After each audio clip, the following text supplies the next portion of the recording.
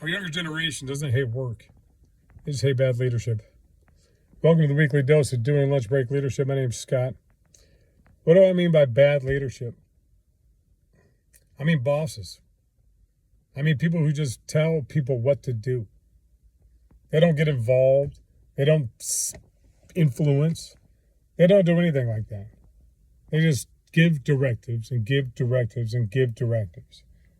And I'll tell you what, I believe that our younger generations, I'm talking 35 and under, they want to know why they're doing something. Why? You know, they want influence over authority. If you're just an authority figure in their life, you're done. You'll have a few that pick it up, but you're done. Example, Big Push opened up a hospital this last Saturday. Yay. And we had a bunch of holes in walls. We had to move a bunch of stuff around, everything else. But I had a guy who was doing all the patching for that younger kid. And I said, and I told him, and I knew right off the bat what I had to tell him. And I said, listen, what I need you to do is I need you to go in. I need you to put these 4 patches on in these 3 rooms. There's 4 different patches. And then I need all the holes done because it has to be done a specific way. Everything's got to be done by 3:30 by the end of the day because tomorrow morning the painters are coming. And we do not want to hold the painters up because once the painters get done, the wall protection people have to come in. And once that gets done, the flooring has to be fixed.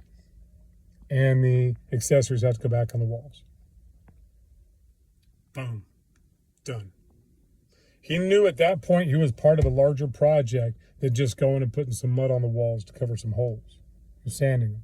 He knew at that point in time he had to do something in order for someone else to be able to do something. And he did it very enthusiastically. And I really think we're missing a boat when we don't do that, when we don't get our crew into why.